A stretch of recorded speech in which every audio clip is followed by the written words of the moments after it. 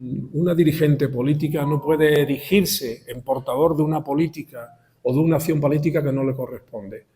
Lo que está haciendo Díaz Ayuso en materia de relaciones exteriores, recibiendo a Milei, incluso dándole una medalla, es una usurpación democrática de la capacidad y de la competencia exclusiva del gobierno legítimo de España para administrar las relaciones exteriores del Estado español. Pero es que además no solamente es eso, es que el que viene es un tirano, es un déspota y un enemigo de la democracia. ¿Y por qué viene a Madrid?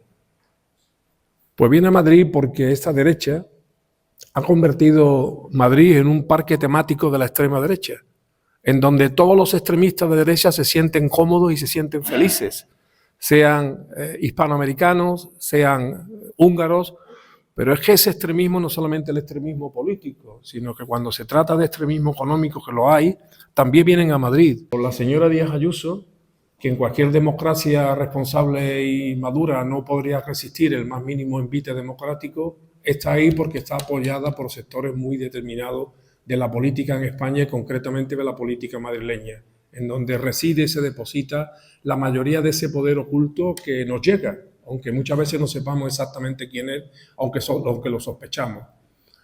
Y Feijóo exactamente lo mismo. Hay gente que piensa que Feijóo no manda.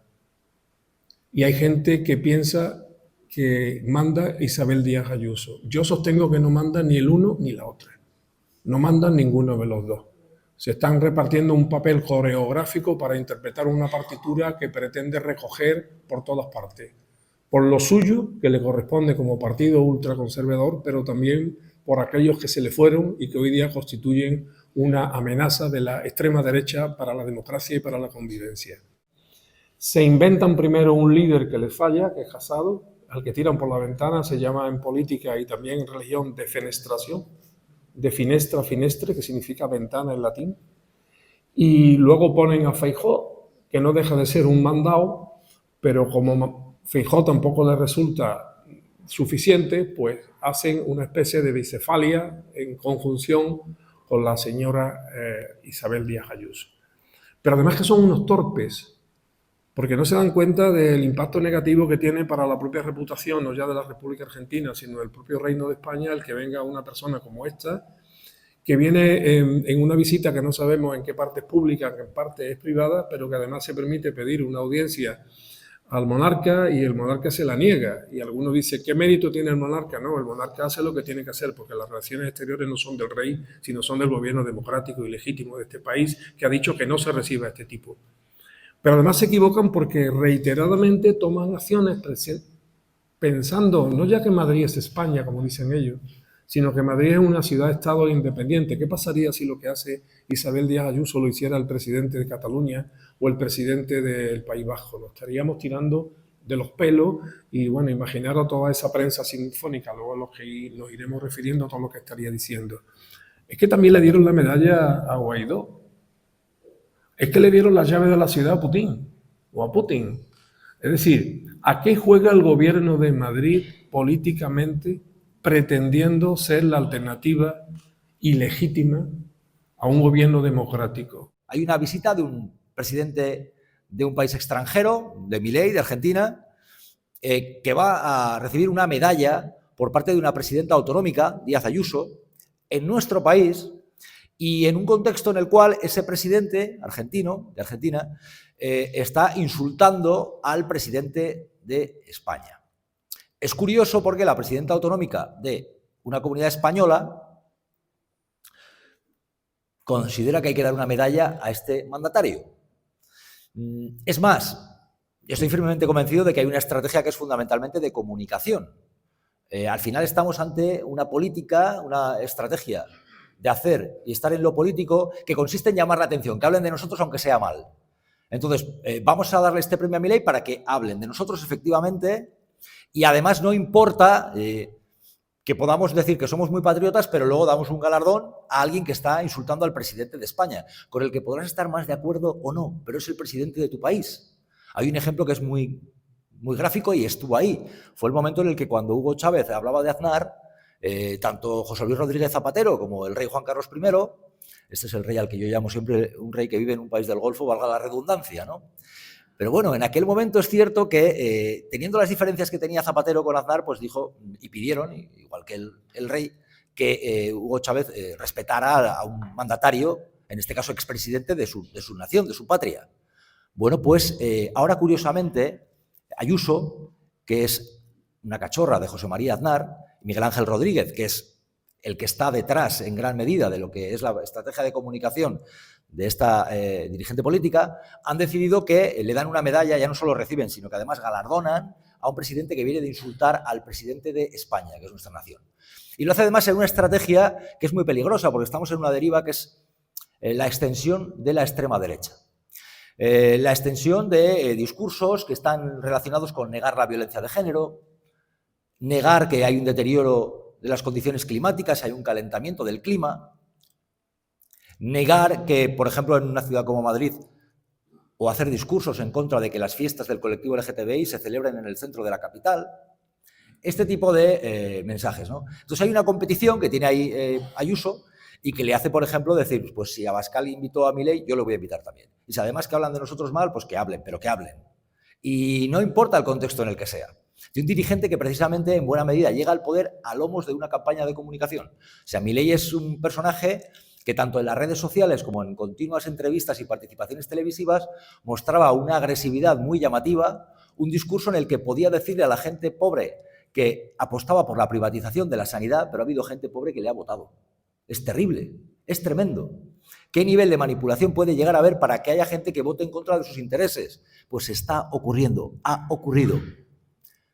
Es un personaje que manifestaba de forma constante en programas de televisión y en redes como TikTok discursos en los cuales te podía estar hablando de extender las teorías ultraliberales, de privatizar, pero al mismo tiempo con un determinado peinado en el que llamaba la atención y con gestos violentos en los cuales podía golpear una mesa o una cucaña en la cual decía zurdos insultándoles, llamaba la atención y ha habido gente que ha simpatizado y ha dicho esta es nuestra solución y le han votado masivamente.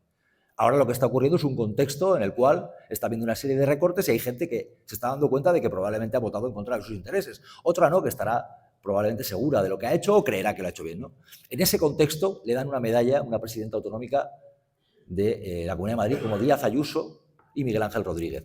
Esto está absolutamente relacionado con la comunicación, con llamar la atención, con discursos que buscan captar a determinada clientela y también con el hecho de volver a señalar que hay gente que está en política no para gestionar tanto como para lo que debiera ser la política, que es gestionar los problemas de los ciudadanos, pero sin embargo están más para llamar la atención. La política del relato marca más lo que ocurre en detrimento de la política de gestión y de hechos. La educación pública, como la sanidad pública, no se deteriora sola. Eso no es como un tomate que uno deja en una mesa y al cabo del tiempo el tomate se ha podrido. No, no, no. La educación pública, la sanidad pública la están pudriendo aquellos que no defienden ni la sanidad pública ni la educación pública. Y la pudren desprestigiándola, desfinanciándola, tratando mal a los maestros, tratando mal a los sanitarios, tratando mal a los médicos, mal pagándolo. En definitiva, hundiendo el prestigio y el papel fundamental que debería tener la sanidad pública y la educación pública en una sociedad democrática más justa. Yo no estoy en desacuerdo de que haya sanidad privada o educación privada, claro, ¿por qué no? El que se la pueda pagar, que la pague. Lo que no estoy dispuesto y me consideraré siempre beligerante es que con los impuestos de todos nosotros pues se pretenda hundir la sanidad y la educación pública para dejarle el camino expedito para el negocio de la salud y el negocio de la educación. Ese estado profundo ha puesto, como se dice en el rugby, a jugar a sus gordos. ¿Y quiénes son sus gordos? Bueno, ustedes algunos ya estarán pensando en qué gordos son, pero destacadamente en estos últimos tiempos hay dos gordos que están funcionando con bastante, digamos, energía e incluso con la cara bastante al descubierto. Uno es una parte del Poder Judicial y el otro una parte de los medios de comunicación. Digo una parte porque generalizar siempre está mal, pero convendrán ustedes conmigo que es una parte muy importante del Poder Judicial y una parte muy importante de los medios de comunicación los que están actuando, probablemente mandados por alguien que desconocemos, que es ese estado profundo que hasta ahora ha estado oculto, que trata de romper las reglas de convivencia y de romper las reglas de la democracia. Las tertulias y los programas de debate están siendo invadidas por agentes de la polarización. La polarización siempre es forzada y trata, aunque huela mal, que es mierdar el debate político. Hay que saber, lo mismo que cuando vamos a un mercado, a un restaurante o a un puesto de pipa, sabemos, o de higo chumbo, sabemos escoger lo que nos gusta y dejamos al lado lo que no nos gusta, porque lo vemos chungo, lo olemos, decimos, este pescado está podrido, me voy a llevar este o me voy a mi casa y no compro pescado. Pues lo mismo tenemos que hacer los medios de comunicación. ¿Por qué nos tragamos todo lo que nos ponen? ¿No nos damos cuenta que engordando las audiencias de los malos estamos precisamente corrompiendo el debate público? Es una reflexión que no se arregla mañana, ¿eh? No vaya a ir a casaros y apagar toda la televisión, no. La televisión hay que verla, pero hay que tener criterio y sobre todo no creérselo todo, ni siquiera de lo que estamos diciendo aquí nosotros dos. No creernos, no, de verdad no creernos. Reflexionar, meditar, metabolizar lo que decimos, comprobarlo. Si hay una cosa que no creéis, y comprobarlo. Vivimos en un país de caciques y de caciquismo. Es que estaba mentando Javier Aroca, yo creo que probablemente con segundas, hablando de, han puesto a los gordos. Entonces, yo terminé un programa del que nos quitaron de Televisión Española, hablando de que había quien hacía más que periodismo, por mucho que dijera que hace periodismo, que no lo hace realmente, hace relaciones públicas y hace defender a poderosos, y decía, tenemos con eso un problema muy gordo, ¿no? Y sí, iba con segundas. Vamos a ver, es verdad que el caciquismo lleva a que, por ejemplo, en la comunicación, en lo que son los medios de comunicación, los grandes medios, hay quien quita y pone, quien puede tener incluso un programa diario, y le hemos oído con Villarejo, con su jefe, al que llaman el príncipe de las tinieblas, hablar de dar desinformación a sabiendas de que lo era para destruir a personas. Eso ocurre y sigue ocurriendo en España. Del mismo modo que ocurre quien, teniendo influencia, porque tienen grandes medios que les han concedido y de los que disfrutan y de los que se enriquecen y de los que quitan y ponen, pues pueden negociar con el poder político quién puede estar y quién no. Incluso pueden influir para que no haya competidores. Eso yo lo he vivido y lo he sufrido. Y de estas cosas hablo en El precio de la verdad, por supuesto. De aquellos que son tapones para la democracia, que son grandes tapones de porquería para la democracia porque impiden que avancemos, que nos regeneremos, impiden que entre aire fresco, impiden incluso generacionalmente que haya gente más joven que pueda hacer cosas y que esté en los medios. Y no es quitarle el programa a esa gente, es también quitárselo a la ciudadanía que ve esos programas. Es caciquismo y como tal debéis saber que lo hay. En el libro hablo mucho de lo que está impidiendo que en temas de comunicación, por ejemplo en España, pues haya un periodismo más libre en determinadas facetas donde hay oligopolios, hay caras que se repiten en tertulias que están ahí a sabiendas de que han mentido, pero siguen estando, algunos incluso condenados. Y a esto se ha añadido una más. Estamos en un tiempo en el que hay gente que está, por ejemplo, en la red, publicando contenido de manera constante. Gran parte de ese contenido es mentira, hay mucho morbo, gente a ver lo que va a contar, o este me cuenta algo que nadie me cuenta, lo cual no significa que sea verdad, puede ser mentira, que lo es. Hacer cacerías, hacer preguntas en determinadas instancias donde ya no es pregunta, es directamente una acusación, provocando para llamar la atención y al poder ser para que pierda los papeles o los nervios o colocar en una situación comprometida o complicada a la persona a la que se pregunta. Y hay gente que haciendo esto está consiguiendo miles de suscriptores a sus canales, está consiguiendo financiación, hay poderes también políticos que están sufragando a esa gente y para una parte de la ciudadanía se han convertido en referentes a la hora de, dicen, de informarse. Eso está ocurriendo cada vez más, especialmente en lo que tiene que ver con las redes. Y eso está muy vinculado también a lo que hablaba del caciquismo. ¿Por qué? Porque también hay detrás gente a la que le interesa que esos correveidiles que se nutren del morbo, que se nutren de la mentira, estén ahí.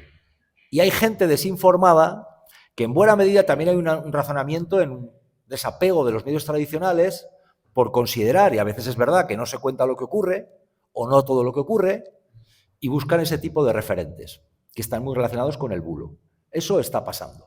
Hablar de gordo delante de Jesús Cintora rápidamente dispara su actitud, su reflejo con respecto al gran gordo. Me refería a los gordos de los poderes ocultos, en un símil que probablemente sea por mi afición por el rugby, en donde normalmente cuando hay un partido y tiene que atacar la delantera, siempre se dice hay que darle de comer a los gordos.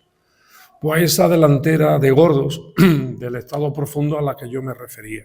El periodismo que practica el bulo, que practica la mentira, siempre por encargo, porque hay una cosa peor que la mentira y el bulo, que es la mentira y el bulo por encargo, y por tanto pagado, obviamente. O sea, no, estas cosas no se hacen gratis, bien sea con dinero en efectivo o con lo que sea. Ha degenerado una nueva clase de periodistas, que es el periodista traficante. ¿Y con qué trafica el periodista? O los programas o los directores trafican fundamentalmente con influencias. ¿Y la influencia en qué se basa? En cómo exhiben sus índices de audiencia. En el sentido de que si más audiencia exhibo, más capacidad de influencia tengo y por tanto tengo algo más que traficar. Hasta tal punto que han conseguido, no todos, pero una parte muy importante de este país, convertir el derecho constitucional a una información veraz, que lo dice la Constitución, el artículo 20, y lo invito a todos ustedes a que la leáis, no me lo estoy inventando. Pues han convertido el derecho constitucional a una información veraz en una mercancía que se compra y que se vende. Por eso digo que trafican. Y, por ejemplo, trafican con promesas a cambio de algo más que dinero. Cuando digo dinero me refiero a calderilla. Trafican, por ejemplo, a cambio de derribar un gobierno, a cambio de hundir la reputación de un político o de una política, a cambio de hundir a un adversario, sea de otro partido o incluso del propio partido. Luego, por tanto, tenemos un problema en este país, porque hay periodistas y medios de comunicación que se están excediendo, se están saliendo de su pellejo constitucional para convertirse en auténticos traficantes en contra muchas veces de los derechos de la democracia. Vamos a seguir hablando de caciques, aprovechando, como digo siempre, cosas que están ocurriendo en el tiempo actual. Estamos en días en los cuales se ha celebrado los 10 años de la abdicación del llamado ahora rey emérito, a pesar de que tiene dinero fuera de España, a pesar de que no tributa en nuestro país, a pesar de que no sabemos cuánto tiene, pero sabemos que lo oculta en el extranjero, se le consideró rey emérito. Hace 10 años que abdicó, hace 10 años que tenemos un rey actual. Y yo hablaba de caciquismo y hablaba también de lo que ocurre y lo que nos cuentan. Y este es un ejemplo muy claro de algo en lo que tenemos que mejorar en este país y en lo que tenemos que avanzar y en lo que tiene que correr el aire fresco, que es en aquello que nos ocultan. Y lo que voy a decir, sinceramente, no creo que sea descubrir la fórmula del refresco de cola. Es muy sencillo, pero es una verdad como que 2 más 2 son 4. Pero probablemente no estáis acostumbrados a oírlo, porque estamos en un país donde los temas relacionados con la jefatura del Estado de forma constante se tratan como si fueran especialmente cosas del mundo rosa o cosas anecdóticas o ligeras. Pues, por ejemplo, de lo que ha ocurrido en los 10 años desde que abdica el considerado rey emérito y llega el rey actual, pues está destacando mucho que la princesa y la infanta le dieron una sorpresa al rey, por ejemplo, ¿no? Os está hablando de la ropa que llevaba, nos está hablando de si se emocionó o no se emocionó. Bueno, tiene que haber un tiempo para todo, pero ¿por qué tanto tiempo a tratar esto desde un punto de vista ligero y todavía en España se hurta el debate? Mirad que ya ni siquiera voy a hablar del debate si monarquía o república, que también tendría un sentido. No, el debate de algo tan serio como ¿cuál es el patrimonio que tiene la familia real en España? No lo sabemos. ¿Dónde oculta el llamado todavía y considerado rey emérito la fortuna? ¿Por qué no tributa en nuestro país? ¿Por qué le tenemos que pagar la seguridad? Ahora se ha ido para allá Froilán, fuga de talentos, por cierto. a alguien con este tipo de hábitos? ¿Por qué a la ciudadanía se le hurtan este tipo de debates en los medios, especialmente los públicos? ¿Por qué se trata al ciudadano como si fuera menor de edad? Estaréis conmigo en que este es un clarísimo ejemplo de que cuando os hablen de que hay libertad de información, podremos decir perfectamente que si acaso es una libertad condicionada. Porque hay temas que no se tratan. Y hay temas en los que además, como te atrevas a entrar, puedes pagar las consecuencias. Incluso te consideran un periodista incómodo, radical, inconveniente. Te dicen por la calle, oh, es que sabíamos que te iban a quitar porque te atrevías a tratar. Es que hablabas muy claro. ¿Qué carajo hablar muy claro? Simplemente es hablar. La gente a veces compra el discurso del enemigo, que digo yo. Es simplemente tratarlo y contarlo. En un país donde se diga que hay una democracia plena, no puede hurtarse a la ciudadanía saber este tipo de información sobre la jefatura del Estado. Pero todavía esto ocurre, no se cuenta, no se trata. Entonces, acabamos de ver, incluso desde el gobierno, que se ha dicho que se agradecía la transparencia de estos años. Eso es una tomadura de pelo, transparencia no hay. Y acabo de decir por qué. Porque no sabemos lo que hay, dónde está, qué pasó con las fundaciones, qué pasó con las cuentas en el extranjero, quién paga la seguridad de estar allí, dónde está realmente allí. ¿Quién paga todo eso? Pues en buena medida ustedes. En un país en el que durante mucho tiempo nos han contado, y nos lo contaban, ya no solo lo del rey campechano, ya no solo la leyenda aquella de que tenías un problema con el coche y aparecía con la moto y te echaba una mano, ¿os acordáis? Eso circulaba por ahí. No, es que nos decían que era ejemplar. Nos decían que era la institución mejor valorada según las encuestas, que luego, por cierto, han dejado de preguntar, ¿por qué será? Era modélico, era el que había traído la democracia. Y luego, cuando todo ya se desmorona y consideran que ya debe desmoronarse, porque ya había llegado a un punto en el que ya pedía casarse con la amante, ya no solo salía con la moto, sino que es que ya salía con el helicóptero por la noche, cuando pedía firmar los consejos de ministros antes de que se celebraran, cuando ya no solamente tenía un amante o dos, cuando ya aquello era un despilporre de manejo de dinero en el extranjero y tal, bueno, ya era el momento de que tenía que haber un cambio y seguimos teniendo un debate que está hurtado. Es así. Y son temas que como tal nos llevan a lo que es la información, a lo que es un libro como El precio de la verdad, que es lo que tiene que hacer un comunicador, lo que tiene que hacer un periodista, que es contar lo que pasa. No lo que interesa a determinados poderes políticos, económicos que se cuente, no. Somos testigos de nuestro tiempo y en lo que observamos, hombre, lo que afecta a la jefatura del Estado, por supuesto que debe contarse, si queremos tratar a la gente con respeto y simplemente con lo que deben ser las condiciones de una ciudadanía adulta. Pero estaréis conmigo y es muy fácil reflexionar sobre esto. Son temas que no se tratan apenas. Culturalmente está calando cada día más, sobre todo en los jóvenes, el hecho de que la monarquía no es necesaria. ¿Para qué? Para que cuando llegue un 10º aniversario nos cuenten ñoñerías y cosas que parecen más de una despedida de curso que no de una institución tan seria como es la jefatura del Estado. Que si las niñas han hablado, que si las niñas iban no sé qué. Eso es una monarquía cookie y no una monarquía constitucional. Bueno, pero bueno, si hay que hablar de la monarquía, pues se habla. Y hay que reconocer que el rey Felipe lo ha tenido difícil, pero no porque esté muy cansado ni desgastado, sino porque está teniendo que ejercer su cargo constitucional a la sombra de otro monarca.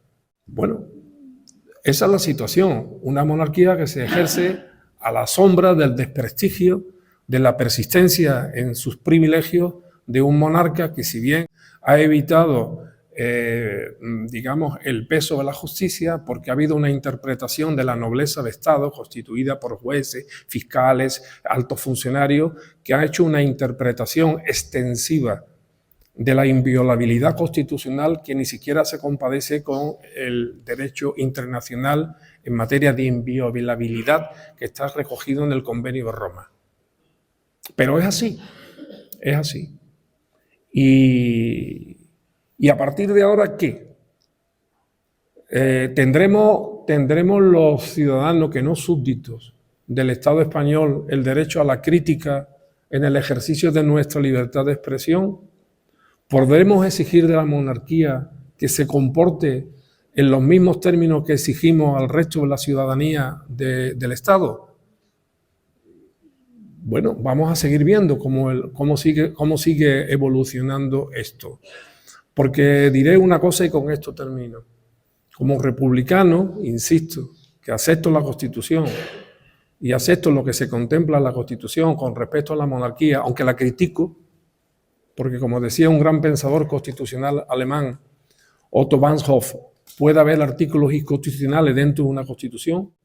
Lo mismo que también digo que la inviolabilidad es inconstitucional en los términos que se ha interpretado, porque también dice la Constitución que todos somos iguales ante la ley y el rey no es igual ante la ley que todos nosotros. Estaba oyendo a Javier y pensaba, ¿no? Teniendo un país maravilloso como tenemos en muchas cosas, estaréis conmigo que es de coña, por no decir que es una puta vergüenza, que tenemos un país en el cual aquellos que tienen que estar para hacer que se cumpla la norma, que son los jueces, la incumplen.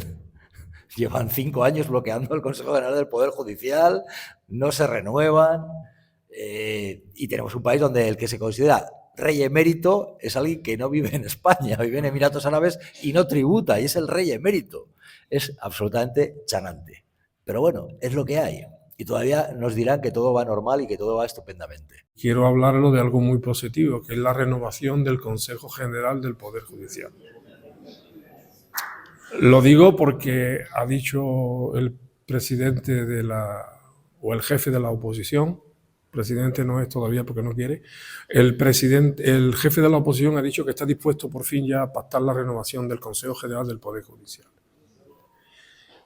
Ha puesto una condición, ha dicho que sea de la mano de Bruselas.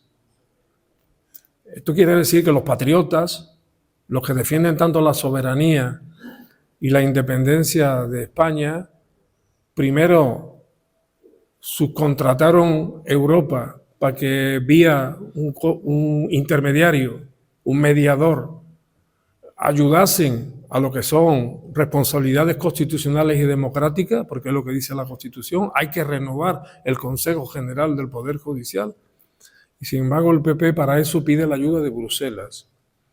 Pero en el momento que ha visto que Bruselas no puede intervenir apenas, entre otras cosas porque no son sus competencias, y como han visto que también le da la razón, no al gobierno, porque la renovación o no renovación del Consejo General del Poder Judicial no es una cuestión ni una materia del gobierno. En eso, querido Jesús, como en otras cosas, nos están engañando, o los están engañando a ustedes.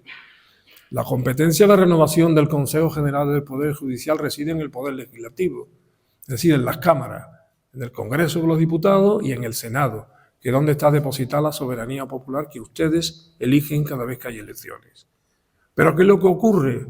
Que hay un partido que bloquea esa elección abusando de su posición matemática, aritmética en esas mayorías necesarias tanto en el Congreso como en el Senado.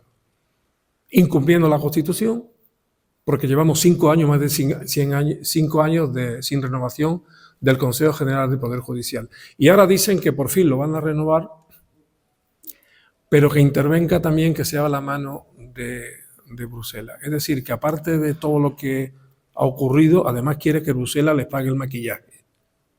El maquillaje para algo que tienen que hacer sí o sí, que es renovar ya de una vez el Consejo General del Poder Judicial.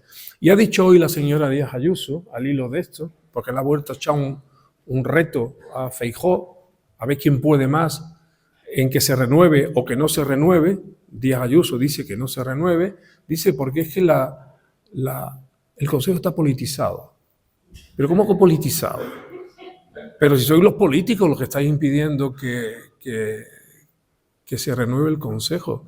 Si son los jueces y juristas de irreconocible prestigio los que están impidiendo por el mandato del Partido Popular que se renueve. Luego, ¿dónde está la politización? ¿No será la politización otra cosa? Y digo para terminar sobre el Consejo General del Poder Judicial que a mí me parece fundamental, aunque debo de decir que hay países que viven perfectamente y democráticamente sin un tal consejo y no pasa nada, como por ejemplo en Alemania, en donde no hay Consejo General del Poder Judicial.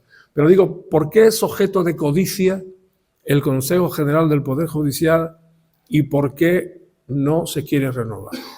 Pues porque el Consejo General del Poder Judicial no es un problema de política o no política, es que tiene ni más ni menos la competencia de nombrar a los jueces. Y fundamentalmente tiene la competencia de nombrar a los jueces que están en la cúpula, en el top, como se dice en inglés, de la judicatura española. Es decir, en el Supremo están los jueces que dice el Consejo General del Poder Judicial y en todos los órganos con más poder. Y con lo que está pasando en la justicia en España, ustedes podrán entender que hay mucho interés en controlar quiénes sean los titulares del Tribunal Supremo, del que dijo un ministro del Reino del Partido Popular que podían controlar por la puerta de atrás, como también dijo que la Fiscalía te lo afina. Esto es una perversión, de verdad, hagan ustedes caso, independientemente de las ideas políticas que tengan. El Consejo General del Poder Judicial no puede estar bloqueado por un partido político. Hoy lo bloquea el Partido Popular y otras veces lo ha bloqueado, pero otro partido podría tener también la tentación de bloquearlo, porque al final todo se aprende. Pero lo que tenemos que hacer los demócratas es pedirle al Parlamento que legisle para que haya una ley que impida que ningún partido, el que sea, pueda bloquear un órgano constitucional por intereses partidarios. En esto tiene razón la señora Díaz Ayuso. Su partido lo bloquea por razones partidarias. ¿Y qué va a pasar ahora? Pues yo espero que se renueve. ¿Y por qué se va a renovar ahora? Pues yo creo que porque el Partido Popular no puede aguantar más. Es que es imposible. Es que todos los ojos críticos del mundo, sean en Europa, sean en Estados Unidos, sea entre personas también de derecha, que las hay, muchas con mucho sentido común y muy demócratas, no comprenden por qué su partido, o el principal partido de la derecha, no quiere renovar el Consejo General del Poder Judicial. Es decir, el PP no puede aguantar más. Pero es que hay otro motivo. Y yo creo que me voy a salir con la mía. Porque como quiera que Isabel Díaz Ayuso ha dicho que no quiere que se renueve el Consejo General del Poder Judicial, y parece que esos poderes a los que me he referido anteriormente ya le han dicho a Feijóo que lo renueve, pues Feijóo va a tener la gran oportunidad por primera vez desde que llegó a la presidencia de su partido de decir, por fin se ha hecho lo que yo diga y no lo que dice Isabel Díaz Ayuso. Quiero apelar a que un país mejor pasa por la cultura. En este país en el que se desprecia el mundo de la cultura es una herramienta, es un caldo de cultivo fundamental para un mundo mejor. Y la cultura además crea conciencia, que se está perdiendo. Se está perdiendo porque cada vez hay una sociedad más individualista, incluso el propio consumo de información está muy ligado a eso, gente que pasa pantallas como si comiera pipas, lo estamos haciendo permanentemente. Hay poca conciencia de clase y de clase trabajadora además, porque cada vez interesa menos que la haya, sigue habiéndola y es importante, pero cada vez menos, hay menos movilización. Se crean sociedades más individualistas y más egoístas y más basadas en que la importancia y la inquietud esté en el consumo. Pero la gente necesita identificarse. A mí me planteaban en Córdoba el otro día, ¿no? Los jóvenes, que a veces se pregunta, ¿qué ocurre con los jóvenes? ¿Se manifiestan menos? ¿Protestan menos contra la precariedad, con la dificultad que tienen para acceder a la vivienda, por un clima más deteriorado que les estamos dejando, por el deterioro de la sanidad pública que les va a afectar? Y decían, pero sin embargo, cada vez más en Andalucía se están apuntando a las cofradías para la Semana Santa. Yo no criticaré a quien se quiera apuntar a una cofradía. Cada uno es libre de apuntarse a lo que quiera. Simplemente lo pongo sobre la mesa para que veáis que sí que sigue habiendo una inclinación, una motivación para que la gente haga cosas en común y para sentirse parte de un grupo y para identificarse con otros que hacen algo en conjunto. El poder de imitación, el poder de hacer algo con los demás, eso sigue estando ahí presente. Cabe reflexionar por qué se apuntan cada vez más a las cofradías, me lo contaban así en Córdoba, y por qué hay menos movilizaciones masivas por algo que les afecta directamente, que es la precariedad, que es el deterioro de servicios públicos como la sanidad o como la educación, que es el deterioro del clima, y claro que hay movimientos y movilizaciones por esto, pero estaréis conmigo en que cada vez menos. Cabe reflexionar qué está pasando y por qué la gente joven, no digo toda, pero hay gente que cree que la política no va con ellos. Pues la política les afecta directamente, aunque ellos no quieran. Y si no la hacen ellos, otros la van a hacer, se lo aseguro. Y muy probablemente en contra de sus intereses. Esa es una. Y otra va muy ligada con la comunicación. Un país mejor es un país que tiene una comunicación más libre, más fresca. Antes decía el ejemplo de lo que se oculta sobre la monarquía.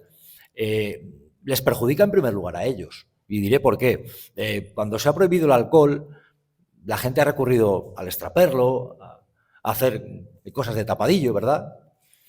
Cuando se prohíben determinadas cosas, la gente lo busca por otro lado. Bueno, pues está ocurriendo de forma permanente que si ellos niegan o coartan la información sobre la monarquía, la gente lo busca por otro lado, lo busca por las redes. Y a veces ahí lo que consume es bulo, es desinformación. O sea, es un enorme error. Yo siempre digo que el principal daño a la monarquía se lo ha hecho el monarca en este país. Primero por sus hábitos corruptos, pero luego también por esa forma de impregnar el poder de manera que se castiga al que cuenta determinadas cosas. Eso es un error, es darse un tiro en el pie, como el que se dio Froilán en mi tierra, en Soria. ¿Por qué? Pues porque la gente lo busca por otro lado, busca contenido por otro lado, y ese contenido muchas veces está adulterado en redes y gente que no se dedica a esto. Porque sí, gente que se dedica a esto no se atreve a informar sobre lo que pasa con la monarquía. ¿Por qué? Para mantener la poltrona y que les pasen la mano por el lomo cuando van y les llaman a las recepciones en Palacio. Esa es la realidad. Con lo cual, sí, la información libre, veraz, plural y comprometida con los hechos y con una sociedad mejor es estrictamente necesaria a un país mejor. Eso es así, lo creo firmemente. En los valores que creo es en lo que he trabajado para escribir este libro, que en cierta forma también está muy vinculado con esto. Es así, o sea, la gente que me seguís o que nos seguís en el canal de YouTube es lo que da sentido a que yo esté aquí. A mí no me vais a ver mañana en la televisión ni me vais a oír en una radio. No porque yo quiera, porque no me llaman. Es así de cruel en la España que dicen que es tan democrática. Y estamos aquí, a fin de cuentas, hay un motivo que es un trabajo y quería reivindicar eso. Hay gente que creemos en una España mejor, que estamos pagando duro por querer una España mejor. A mí no me han quitado ni por mentir ni por manipular, sino por hacer un periodismo, porque quiero un país mejor y me están castigando y me han castigado por ello. Pero como tal estoy aquí con una enorme dignidad y estamos aquí, Javier y yo, con una enorme dignidad y además tenemos, creo, la valentía de decir cosas que otros no se atreven. Gracias, muchas gracias.